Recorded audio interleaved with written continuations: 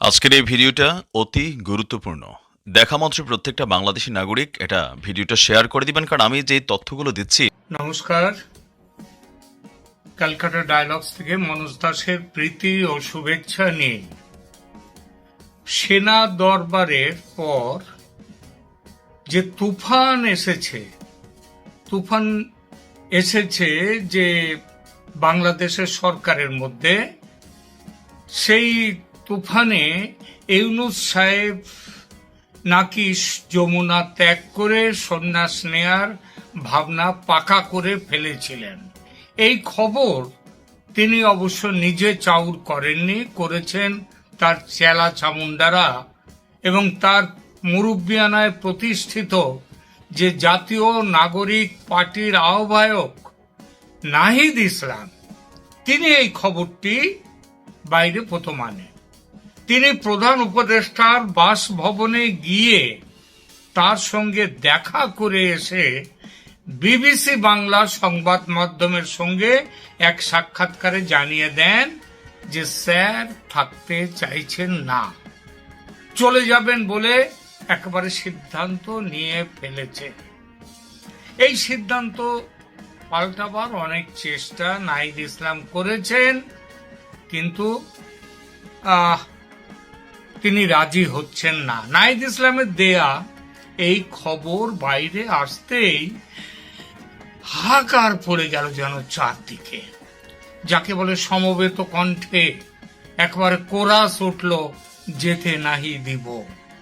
যেভাবেই হোক আল্লাহর প্রেরিত এই মহামানব ডক্টর মোহাম্মদ ইউনূস নোবেল বিজয়ী, তাকে রাখতেই হবে দেশে।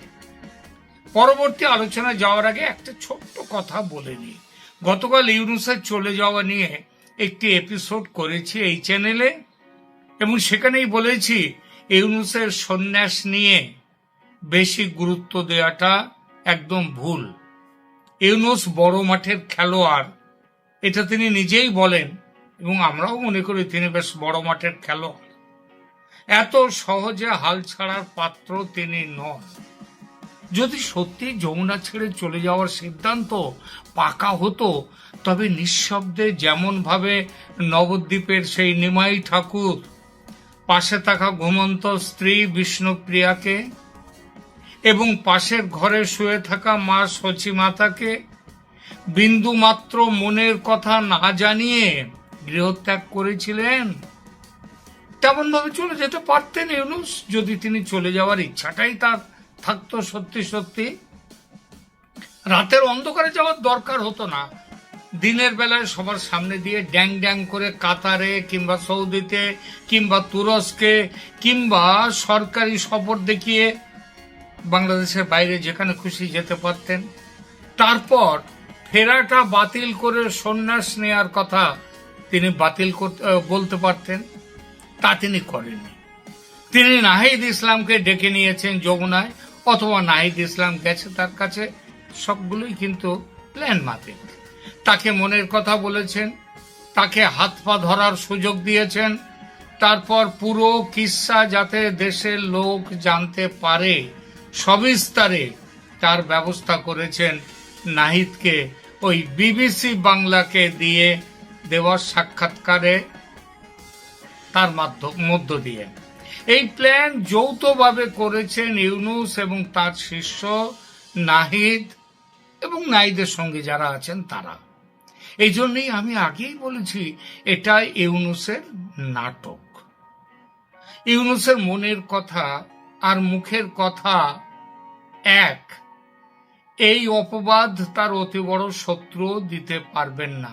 অর্থাৎ তিনি মনে যা রাখেন বাইরে তা মুখে তা বলেন না। সুতরাং ওই যে তিনি বলেন না নিজেকে বড় মাঠের খেলোয়াড়, একদম ঠিক। আসলে এই নাটকটা ইউনূস মিয়া করলেন প্রচারের লাইমলাইট নিজের দিকে টেনে নেয়ার জন্য।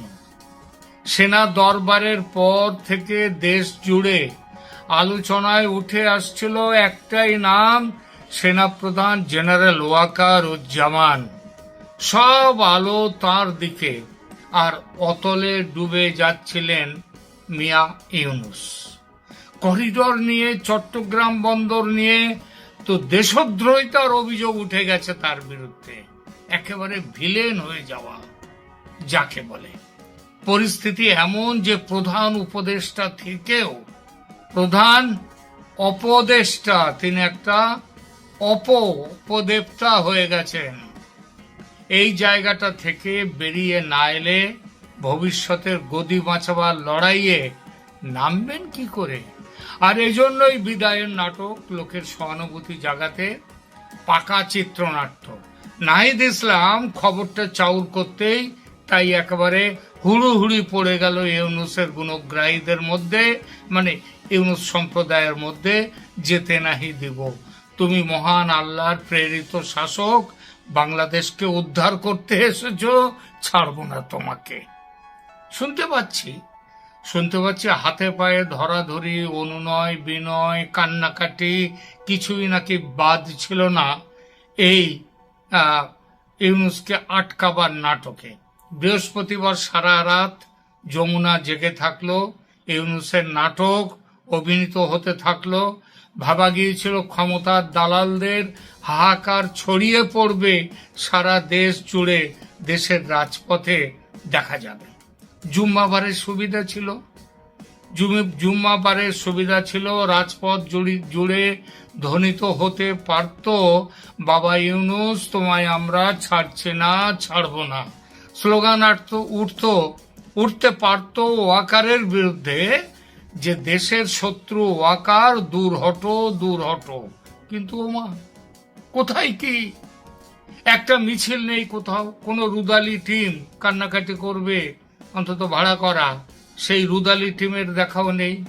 বরং সেনা প্রধানের দরবারের বাতচিত শুনে লোকজন উল্টে খুশিতে আতশবাজি পুড়িয়েছে অনেক জায়গায়, এই খবর পেলাম। আবার দু এক জায়গায় সাধারণ মানুষ তারা ঝাড়ু হাতে দেশ থেকে ঝেঁটিয়ে ইউনুসকে তাড়াবার বার্তা দিয়ে দেশকে পরিষ্কার করা হবে, পরিচ্ছন্ন করা হবে, এই বার্তা দিয়ে তারা ঝাঁটা এবং ঝাড়ু হাতে রাস্তায় নেমেছে। বিশ্বাস হচ্ছে না তো? তাহলে একটু দেখাই আপনাদেরকে, আগে দেখুন এই জায়গাটা। মানুষ দেখুন দলে দলে, তার মধ্যে মহিলারাও আছে, তারা ঝাড়ু হাতে রাস্তায় নেমেছে, জুতো পেটা করবে, ঝাড়ু পেটা করবে। দেখুন দিকে এগিয়ে যাচ্ছে এবং তাদের একটাই দাবি ডক্টর ইউনুস যাতে অতি দ্রুত পদত্যাগ করে, এবং এখানে কিন্তু লক্ষাধিক মানুষ উপস্থিত হয়েছে এবং সকলে কিন্তু ডক্টর ইউনুসের পদত্যাগ চাচ্ছে। এখানে দেখতে পাচ্ছেন মহিলারাও কিন্তু সেই মিছিলে সামিল হয়েছে এবং তাদেরও সেই একই দাবি, ডক্টর ইউনুস দেশ চালাতে অক্ষম এবং তিনি দেশ চালানোর মতো ক্ষমতা রাখে না। তাই তো এখানে লক্ষাধিক মানুষ একত্রিত হয়েছে ডক্টর ইউনুসের পদত্যাগের দাবিতে।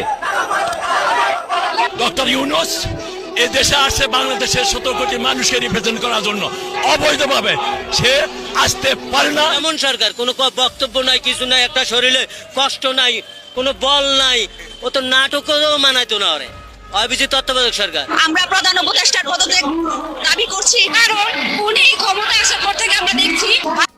দেখলেন একেবারে, তাহলে বুঝতেই পারছেন যে ওই সন্ন্যাস নেওয়া, ওরে আমি চলে যাচ্ছি, আমাকে আটকাও নইলে চলে যাব, এই নাটকের কোনো লাভটা কিন্তু পেলেন না ইউনুস সাহেব এবং তার দলবল।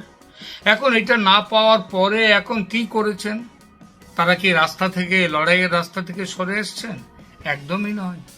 শুনতে পাচ্ছি নানা রকম ভাবে বাংলাদেশে তারা থাকার চেষ্টা করছেন এবং তার জন্যে সম্ভাব্য অসম্ভাব্য নানা রকম দিক দিয়ে তারা সেখানটায় খেলা খেলবার চেষ্টা করছেন। এক জায়গায় তো এমন শুনলাম, বাংলাদেশ থেকে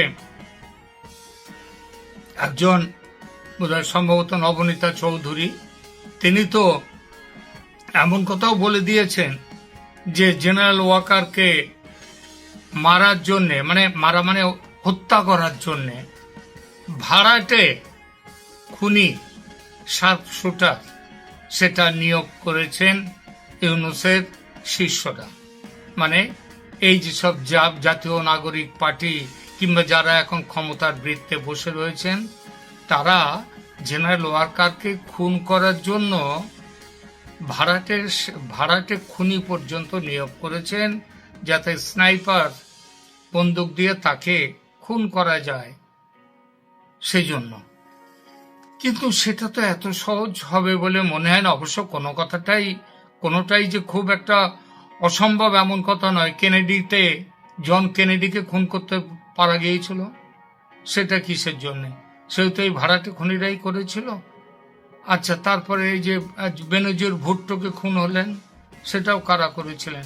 কত রকম ভাবে খুন হতে পারে, সুইসাইড স্কোয়াড, সেটাও পাঠিয়ে খুন করা যেতে পারে। সুতরাং জেনারেল ওয়াকারকে এখন কিন্তু খুব সতর্ক থাকতে হবে, কারণ তার নিজের যে প্রাণটা, সেটার উপরে নির্ভর করছে কিন্তু বাংলাদেশের প্রাণটা অনেকটা।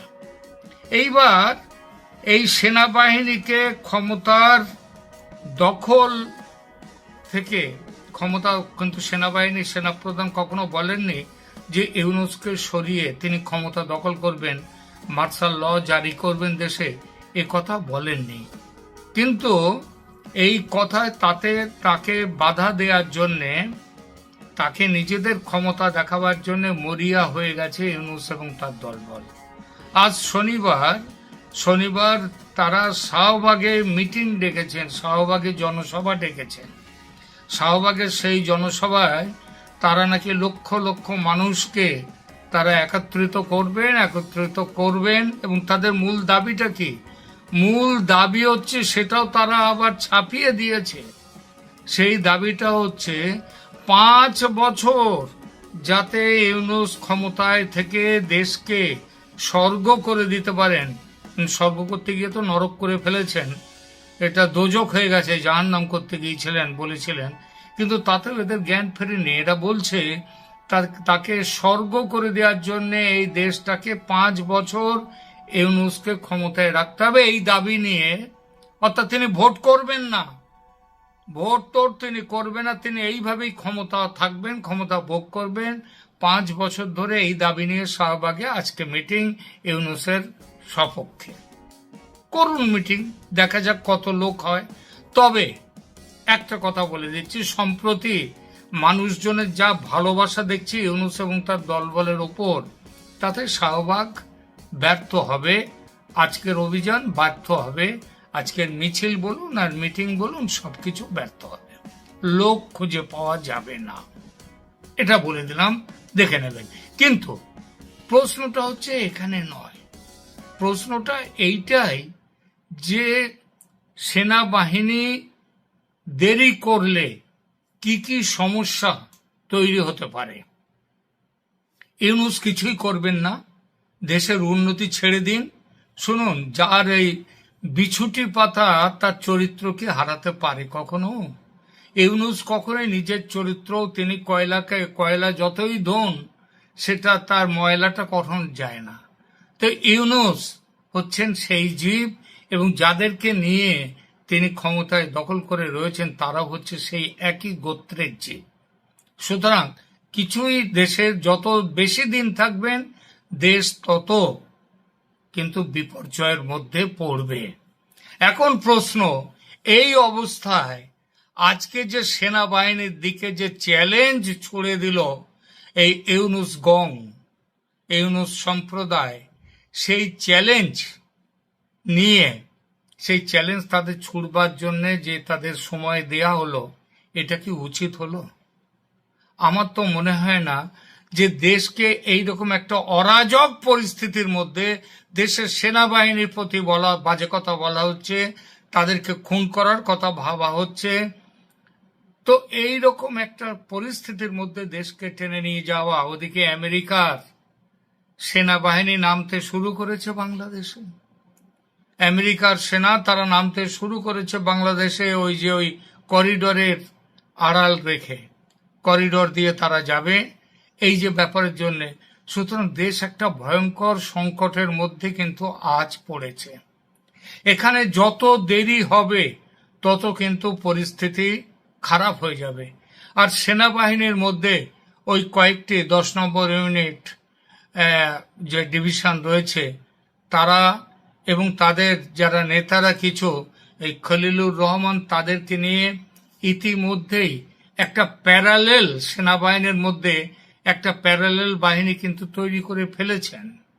তারা ওই চট্টগ্রাম জুড়ে, ওই অঞ্চল জুড়ে ইতিমধ্যেই তারা নানা রকম ভাবে দেশ বিরোধী কাজে মদত দিয়ে যাচ্ছে। সেই সেনাবাহিনী রাখাইন প্রদেশে যাওয়া আসা সমানে চলছে।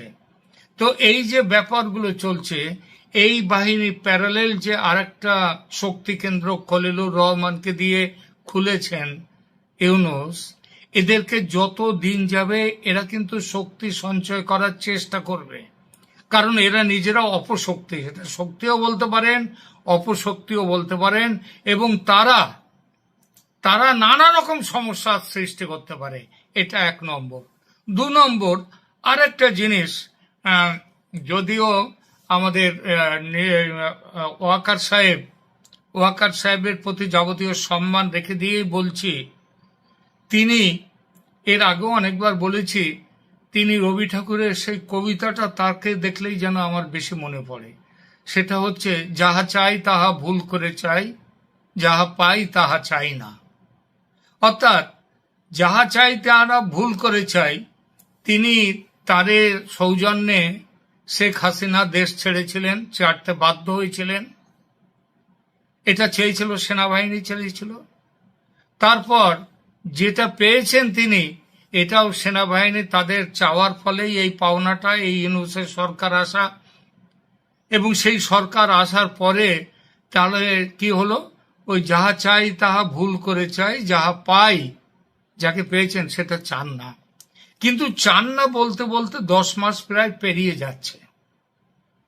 এর মধ্যে ওই ফেব্রুয়ারির শেষ সপ্তাহে প্রথম ঝাঁকুনিটা দিয়েছিলেন জেনারেল ওয়াকারুজ্জামান। সেদিন অনেক কথা বলেছিলেন, এনাফ ইজ এনাফ, ওই যে আপনারা কাদা ছড়াছড়ি করবেন না, দেশের সার্বভৌমত্ব নষ্ট হবে। তারপরে কয়েকদিনের মধ্যেই দেখলাম তিনি আবার যেন কেমন থিতিয়ে গেলেন। এই থিতিয়ে যাওয়ার অনেক রকম ভাবে মানুষ কিন্তু এইগুলোকে ভালোভাবে নেয়নি। যারা ওই ফেব্রুয়ারির তার সাবধান বাণীর পর ওই বিজিবির সভায়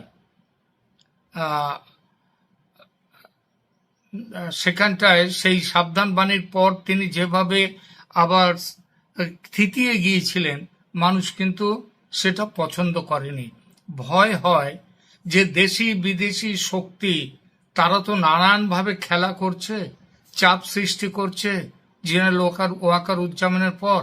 সেই চাপের কাছে যদি তিনি খুব বেশি দিন মাথা নত করে আবার চুপচাপ এদেরকে বাড়তে দেন, যে ঘাটা পড়েছে, খুবই সম্প্রতি যেভাবে ঘা দিয়েছেন ইউনূসকে, আবার যদি তিনি থিতিয়ে যান, তাহলে কিন্তু ওরা আবার একটা চ্যালেঞ্জের, অন্তত চ্যালেঞ্জ করতে পারুক না পারুক দেশ জুড়ে, কিন্তু একটা খারাপ পরিস্থিতির সৃষ্টি করতে পারে। সুতরাং ওই খুব বেশি দিন এই চোরান আসনে ধর্মের কাহিনী, ইউনূসকে ধর্মের কথা বলে, ভালো কথা বলে বেশি দিন রাখলে সেটা কিন্তু দেশের পরিস্থিতি আরো খারাপ করে দেবে, যেটা নিশ্চয়ই ওয়াকারুজ্জামান চান না। সুতরাং বলবো যে খুব বেশি দিন এই সরকারকে বাঁচিয়ে রাখা, তাদেরকে সুযোগ দেয়া, এটা কিন্তু ঠিক হবে না, উচিত হবে না দেশের পক্ষে এবং তার নিজের পক্ষেও। সুতরাং কি করা উচিত, অবিলম্বে এই সরকারকে তারা যাতে মাথা না তুলতে পারে, তথা ফনা তুলে যাতে ছোবল না দিতে পারে, তার ব্যবস্থাটা করতে হবে। আর সে ব্যবস্থাটা করার জন্য সব থেকে বড় যে সুবিধাটা আছে, সেটা হচ্ছে রাষ্ট্রপতি রয়েছে এই সরকারের, এই সেনার সঙ্গে রাষ্ট্রপতি শাহাবুদ্দিন চুপ্পু সাহেব রয়েছেন। তাকে দিয়ে আর দেরি না করে অবিলম্বে এই সরকারকে একে বাতিল করে এই সরকারকে সরিয়ে দিয়ে তার জায়গায় নতুন সরকার প্রতিষ্ঠা করতে হবে। সেই সরকার মার্শাল ল জারি না করে অন্তত দেশের যে এমিনেন্ট পার্সোনালিটিস যারা আছে যারা বড় পার্সোনালিটি যারা আছে, যারা দেশের মধ্যেই থাকে, যাদের আমেরিকার কিংবা